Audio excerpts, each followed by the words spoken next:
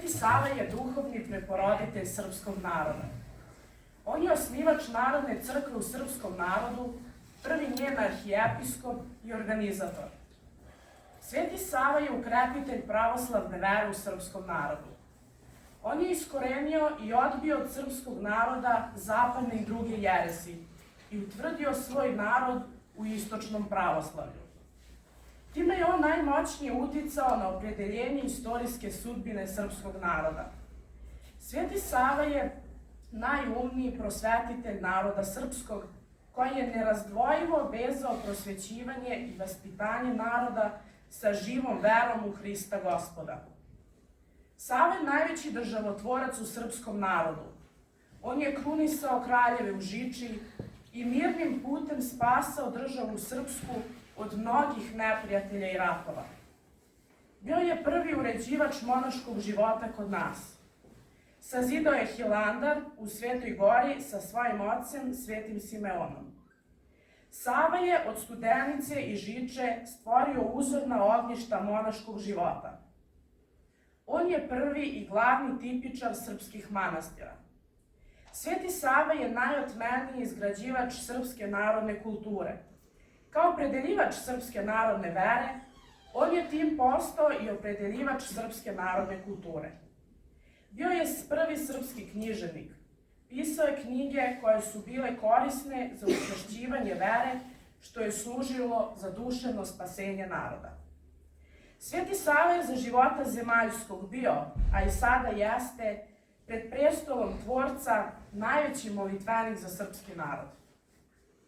Poštovani gosti, neizmjerno se radujemo što ćemo ovaj važan dan u jednom jedinstvenom trenutku i vremenskom određenju proživeti zajedno.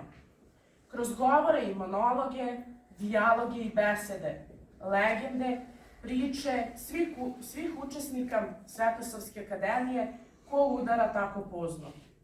Oplodit ćemo duh Svetosavlja, srpstva i kulture, tradicije. Probudit ćemo mnoga srca koja će kucati u jednom dahu, brojeći otkucaje zadovoljstva, spokoja i blaženstva.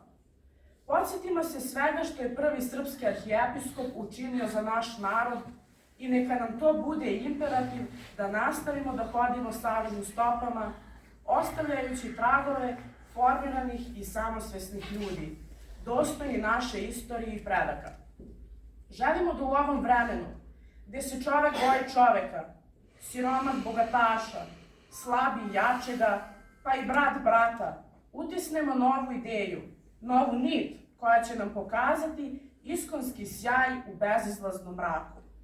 A to je ljubav, vera, nada, dobrota, strpljenje, poštenje, skromnost, obrazovanje, znanje.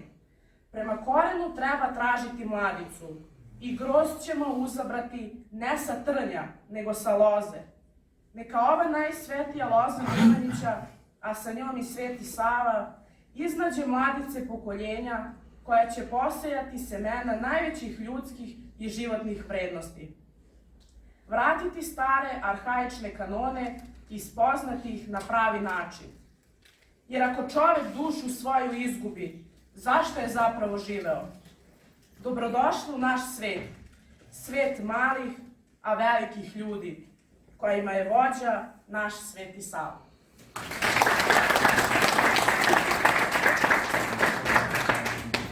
Ima u svakom čoveku nešto što ga od ranog detinjstva upućuje na put kojim će ići.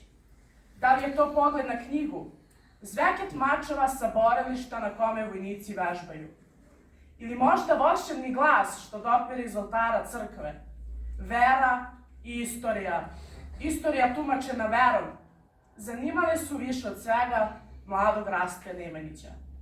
I upravo kada je trebalo da pomogne ocu u vladanju državom, nezainteresovan za vladarsku krunu, sjaj dvorskog života, Rastko se odriče svega i odlazi put svetogorskih manastira.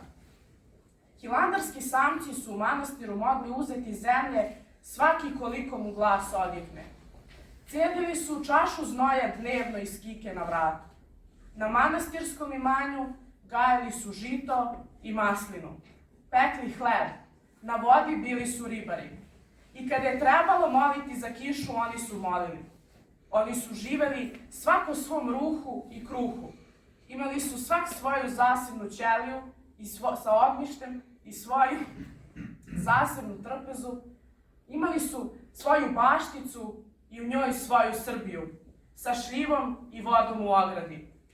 Hilandarci nikada nisu bili vojnici i nisu bili vični vođenju ratova. Iako se na Svetoj gori još kako ponekad morao okrenuti krst da bi se dobila sablja. Preko sablje su se gledala i Savina braća. Bore se oko vlasti i zemalja. Srbijom haraju bolest, rat i glad. Sveti Sava je naučio tkalju da šije tankim koncem. Ratara da ne ispreže volove posle svake uzorane brazde. Naučio je Srbe da prave prozore na svojim kućama, ali i na svojim dušama. Da izbace mrak iz sebe, da ne mrze i krv da ne duguju drugima. Naučio ih je da veruju. Sada se možemo bližu poznati sa istorijom svetorodne loze Nemanjića. Među brojnim srpskim dinastijama najveći doprinos srpskom narodu dala je dinastija Nemanjića. Ona je u stvari na srpskom prestolu vladala najduže od sredine 12. veka do 1371. godine. I dala je čak 11 velikih vladara. Rodonačelnik Nemanjića je veliki župan Stefan Nemanja, sin kneza Zavide. Na vlast je došao 1166. godine nakon borbi za presto sa svojim bratom Tihomirom. Sa suprugom Anom Nemanjić imao je trojicu sinova, Vukana, Stefana i Rastka. Svaki od njih je dobio deo zemlje na upravu. Dok se Vukan i Stefan Nemanjić prepiru oko vlasti, oko prestola, Rastka je više interesovala duhovna vlast. U doba kada je veliki župan gradio svoju zadužbinu manastir Studenicu, Rastko je imao prilike da se tada upozna sa najvećim brojem monaha i od njih prvi put čuo za Svetu goru. Sa nepunih 17 godina Rastko se odlučio da ode i da se zamonaši na Svetu goru u manastiru Svetog Panteleimona. Posle zamonašenja dobio je ime dobio ime Sava. Kada se 1196. godine Nemanja povukao sa vlasti, presto je prepustio svom srednjem sinu Stefanu. To tada nije bilo tipično zato što je oca uglavnom nasleđivao najstariji sin. Po ugledu na sina Savu, Stefan Nemanja i njegova supruga Ana ostatak života proveli su u monaštvu. Nemanja se nakon napuštanja prestola zamonašio u Studenici i kao monah dobio monaško ime Simeon. Nakon toga pridružio se Savi na Svetoj gori. Zajedno su sagradili manastir 1198. godine, manastir Hilandar, i u njemu je posle svoje smrti sahranjen Sveti Simeon. Samo nekoliko meseci kasnije proglašen je za svetitelja. Posle Nemanjine smrti došlo je do sukoba između braće Vukana i Stefana i ovaj sukob je opustošio celu zemlju. I Sava je oko 1205. godine iz Hilandara doneo mošti Svetog Simeona, odnosno svog oca, i nad moštima pomirio svoju zavađenu braću. Početkom 13. veka srpska država doživjela je procvat. Stefan Nemanjić je uspeo da dobije kraljevsku krunu i tako postane prvi krunisani kralj cele Srbije. Pošto je Srbija poznata kao samostalna država, za njenu potpunu nezavisnost bila je potrebna nezavisna crkva. Za autokefalnost srpske crkve upravo se izborio Sava. Njega je 1219. godine za arhijepiskopa lično položio patrijarh u Nikeji.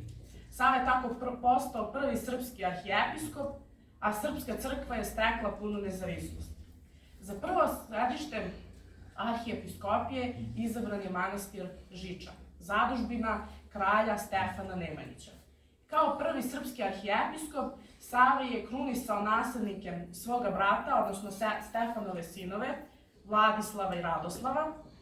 Nakon toga se 1234. godine povukao sa mesta arhijepiskopa i otišao u Svetu zemlju, a tim povodom je svoj svoju titulu pristupio učeniku Arseniju.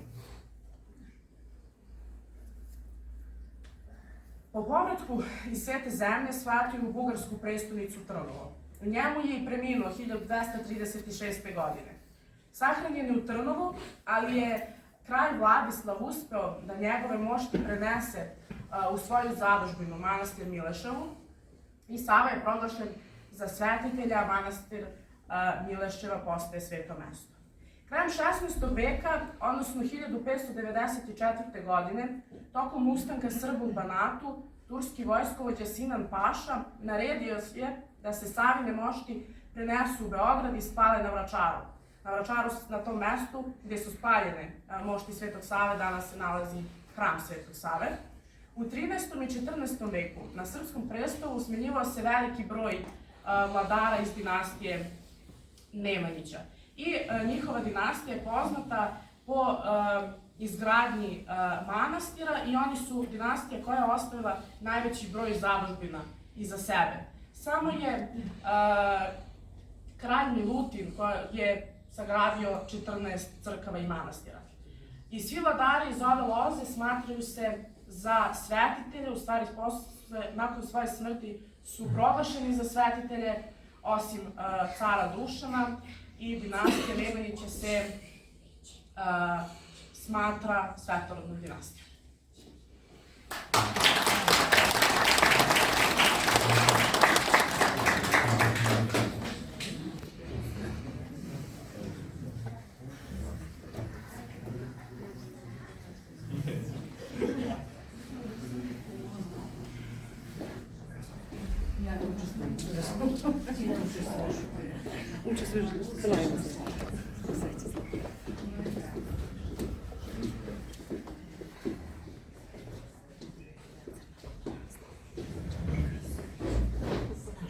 Priča o Svetom Savi.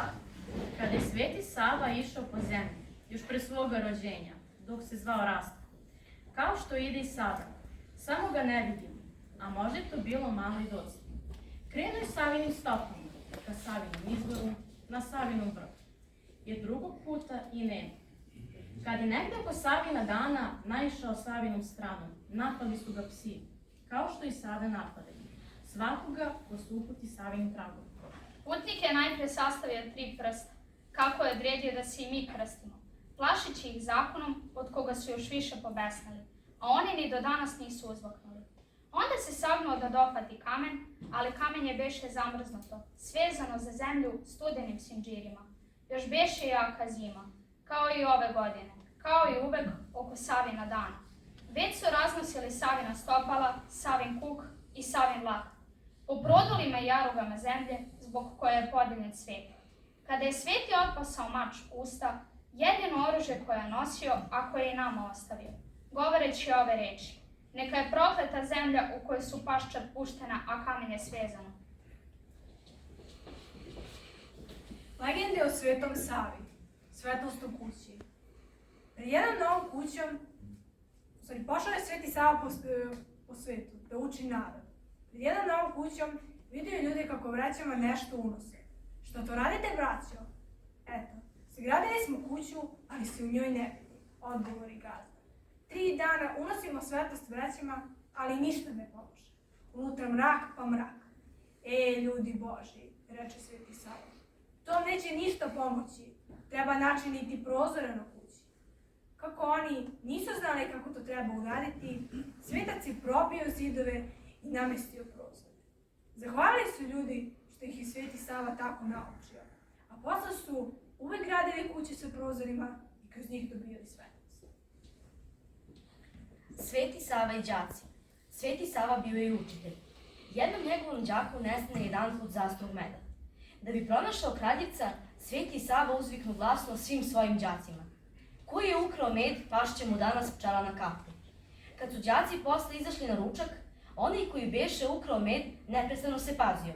Mahao je rukama da mu pčela ne padne na kapu, pa su ga tako i u krađi uhvatili. Sveti Sava i siroman. Naiđe Sveti Sava pokraj jedne sirotinjske kuće tamo na Božić. Tamo kuknjava jer se čeljad sa sitnom dečicom nije imala čime omrziti. Sveti Sava dade onda domaćinu punu času masla. Siromah se obradova i zahvali, a žena uze maslo, prikupi korici i napravi poklon. Siromahu je to maslo trajalo godinu dana, a nikad mu nije nestalo. Tek kada se pohvalio jedan svom prijatelju, maslo poče da iščezava. A da se nije hvalio, Bog zna dokle bi mu trajalo ono maslo. Ne valja ležeći jesti. Jedanput, kad su čobani kod svog stada užinali, jedna je čobanča ležeći jela. Tu da nalegne Sveti Sava, pašče posle pozdrava. Šta to pašče jede s vama? A ona se čobanče odmah pretvori u pašče, pa zalaje na Svetoga Savu. Od tada vele da su postala pašče. Zašto je jela zela? Sveti Sava, posle dugo putovanja po svetu, ostao bi ostavi. Došavši jedanput u planinu, sede pod jednu jelku da se odmah. U taj mah pozva ga Bog sebi. On se sa toga mesta vaznese na nebo i blagoslovi jelku. Od tada osta jelka blagoslovena, a da se to zna, osta zelena i let i zim.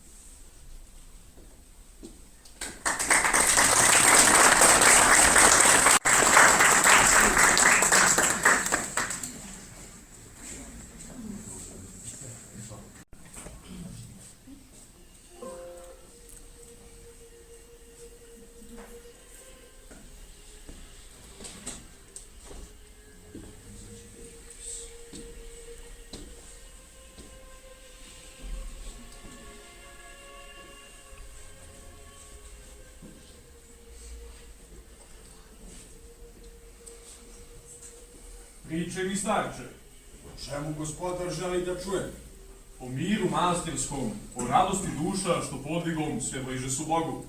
Moram ti biti iskren. Nije naš život svakom isti. Nekom je radost, nekom veliko trpljenje, bez ikakvog zadovoljenja. Nisu se svi rodili da prožive kao monasi. Zar i to može biti? Može! Čudni su putevi gospodina. Mnogi nikad ne spođuju njegov naum ili mu se opiru. Mnogi prožive skromno u posti i molitvi, čineći dobro, služeći, slaveći život, što dolazi nakon ovoga. A ja, misliš da bih ja mogao? Gospodaru, nije moje da sudim o tome, mada verujem da možeš mnogo i sa mesta na kom je sad ja. Kao lance da imam, tako se osjetim svakog dana. Glas neki mio čuo sam u snu i osjetio kako mi srce radosno igra. Moram poći sa tobom. Šta bi još gospodin otac uraditi ako se usudim da vam pomogu? Nemoguće. Ako mi od tebe nema pomoći, ja ću se već snaći. Ima i drugih puteva, starče, znam ja, a i ti to dobro znaš.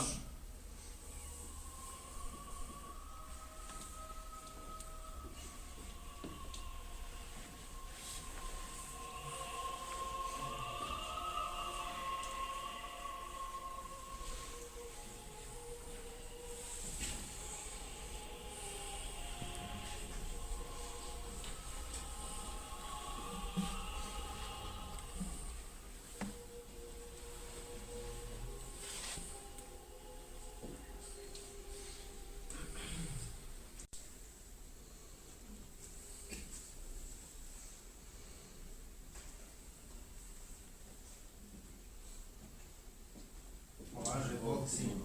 Bogom pomogao. Izgledaš, sinko, umorom mnogo. Ne valja stazama, nogi nići. Tako do cilja ne možeš stići. Moraš se držati jednoga puta. Snagu i vreme gubi koluta. Gde je dvor Nevanje, da li bi znao? Na mapi piše, pravo, ne skreći. Takav je put ka pravoj sreći. Ići ka Bogu teško je, tesno. Ne smiješ da skrećeš ni levo ni desno. A taj put tesan nama ne smeta. Bog vredi više od cijeloga sveta. Ne možeš si sa Bogom i sa đavolom skupa biti. Jer jednog ćeš zavoleti, a drugog ćeš odbaciti. Evo najzad raskrsnice, desno nam je crkva sveta, a kafana je sa leve strane. Ali buka iz nje smeta. Pravo ideš k milom dvoru, nazad ti je mračna šuma. Da odjedno možeš ići, pa sva četiri drugo. Boga ćemo moliti za tebe.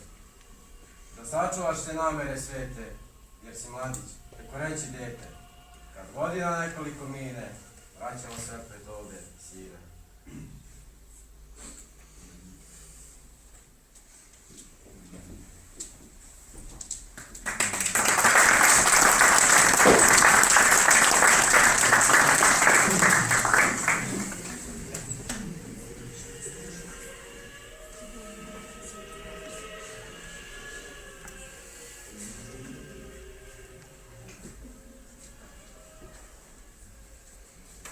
Brinem se kako će tvoj brat kumom vladati. Vladar ne sme biti svirep, ali njegova krotkost bojim se neće dobro izaći. Možda je baš zbog kratkosti on bolji od svih nas. I ti me ne razumeš. Jedno je voliti brata, diviti se njegove vrlini. Drugo je gledati vladara mekog, tihog. U njemu nema volje da vlada. Siguran sam da će Rastko stići daleko i vidjeti više od svih nas, jer je on čista duša. Vuka me srdi jer je brz i ljud. I ti me srdiš jer ih obojicu voliš ko sebe stalno i braniš i kad treba i kad ne. Na Rastka se čak i ne mogu ljutiti. Nemoćan sam pred njim. Pošten za oče, više nego možeš vidjeti. Razmisli dobro o svemu, nemoj da se Rastka voliš. Podrži ga, neka bude protiv na onome što bi ti za njega želeo. Ne, zar smijemo mi vladarska loza tako ludovati? Naša je dužnost da budemo ono što nam je rođenje namenilo. Nije on sin tamo kakvog sebra, on je Nemanin sin, a ti znaš šta to znači. Vidim da si rešen, moja ti reč neće odvratiti da Rastka pozoveš na dužnost. Iz ovih stopa idem, taj se razgovor mora čim pre svršiti. Ženu mi zovi, ovo se bez nje ne može rešiti.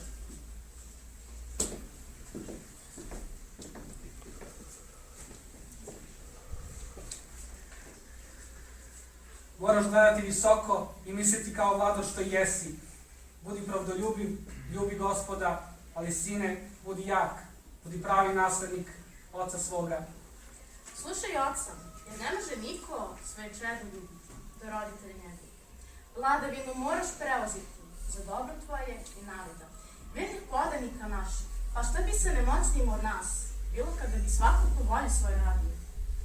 O mili oče, o mati draga, ne mogu vam nezahvalan biti za ljubeznost, brigu i za znamenje koje mi nudite, ali nisu blaga zemaljska, blago koje mi duša ište. Ne zbori tako, sine, da je do blaga lakodni smo, svakom potovar pa s tim kod želiš. Naš narod vapi za čistotom, jer ko će biti bolji vladar i vođen od ti, sa dušom netaknutom, čistom, svako će ti se pokloniti i verovati u tebe. Baš zato putevi su moji suprotni od ovih kojima želiš da idem, oče premili, jer nešto mi kaže da sudba je moja Gospod ugodan biti, a vas navek kao blizu svoje ljubiti. Ne mogu vladarem postati, pred Gospodom ja se moram pokloniti, a ne da se predamnom ma ko klanja. Ne srdi oca svojega, već mu pokaži. Ljubavo koje stvoriš, prihvati se, sine, sudbe svoje. Hajdemo, mudne misli naše čedo muče, nek promisli što činiti mora.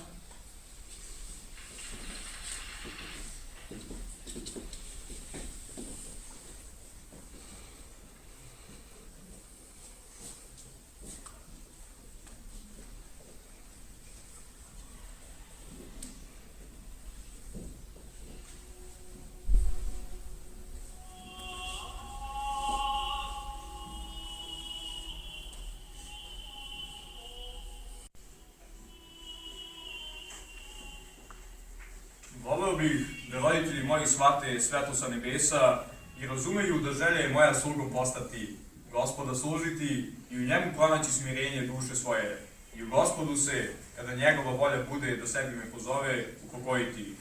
Jedino carstvo za kojim stremim, carstvo je Gospodnje. Veliko je iskušenje moje, ipak, ako moram oca svoga i mater svoju na kratko rastužiti, ne marim. Uz Božiju pomoć, oni će pronaći oprost o mom nevaljalstvu. Bog je svetost na putu kojem idem. Amin.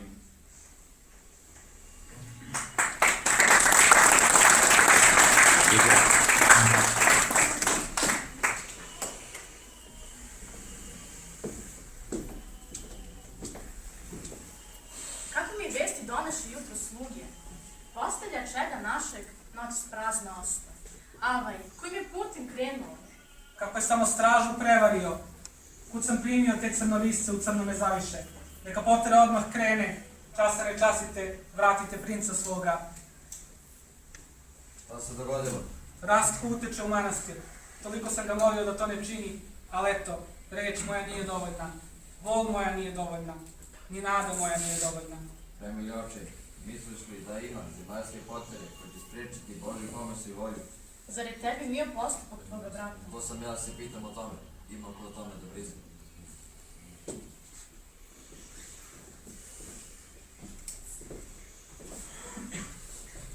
Čula sam da potera bi zalud. Zar ništa nismo mogli učiniti? Oh, javno sam među majkama. Slušam te, Gospo moja, i verujem sad da put njegov nije pogrešan. Putem večnog mira naše čedo ode, vinu se putem ka nebasima i ostavi za sobom blage reči da nas uteši. Evo pisma.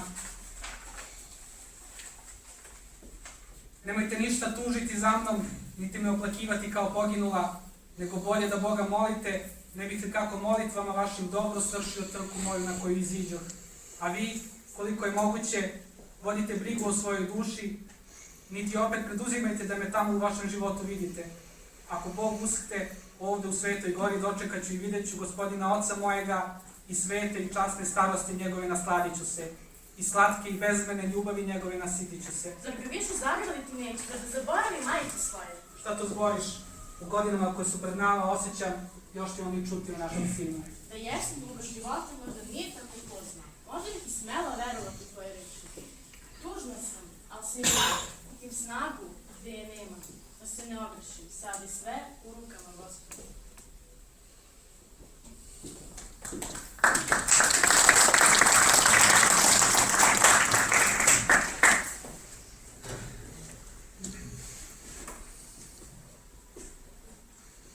Odužila se moja vladavina, razvukla me na sve strane.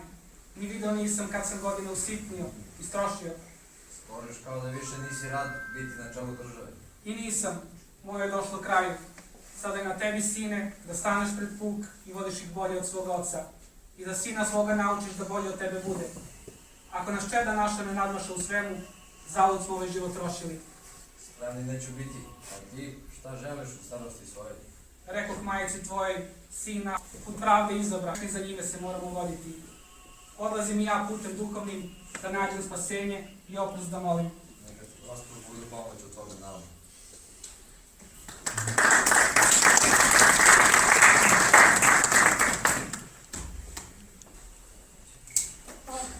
Kako su tugovali Nemanja i Ana. Tuzi roditeljskoj nije bilo kraja. Živeći u manastiru, Sava je sa svojom mudrošću i pobožnjošću stekao veliki ugled među kaleđerima. Radio je i čekao oca, Stefan Nemanja. U Studenici narečen kao monah Simeon, kreće put Svete gore, oktobra 1197. godine.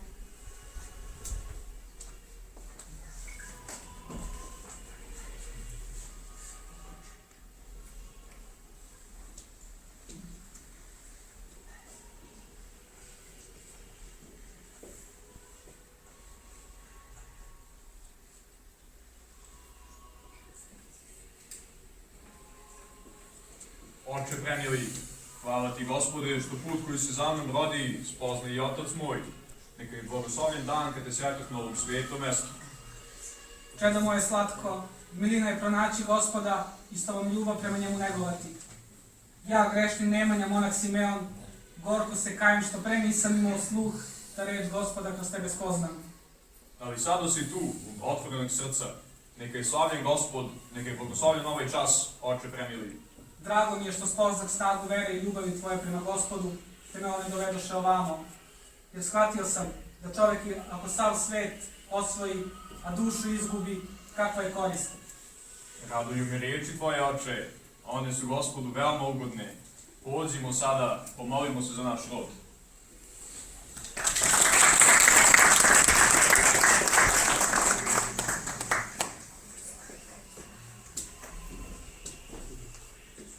Da vidite čudo neviđeno, Bijel Vilandar na sred gore svete, zadužbinu Save Svetitelja i njegova oca Simeona. Da, odmah su odlučili da sagrade manastir Hilandar, središte srpske kulture, pismenosti i književnosti. Ostareli Stefan Nemanja poverio i sinu sve diplomatske i graditeljske poslove. Sava je odmah pošao u Carigrad, kod vizantijskog cara Aleksija III, Anđela, tasta svog brata Stefana, odobrenje za podizanje srpskog manastira. Prvi prosvetitelj srpskog naroda osvetlio je put svojoj braći prosvetiteljskoj, Dositi Obradoviću i Vuku Karadžiću. Duhovni trag Savin u porodici Nemanjića i srpskom narodu živi i posle njegove smrti. Njegova čudotvorna moć, što je legenda opisuje, ne prestaje ni kad je sklopio oči.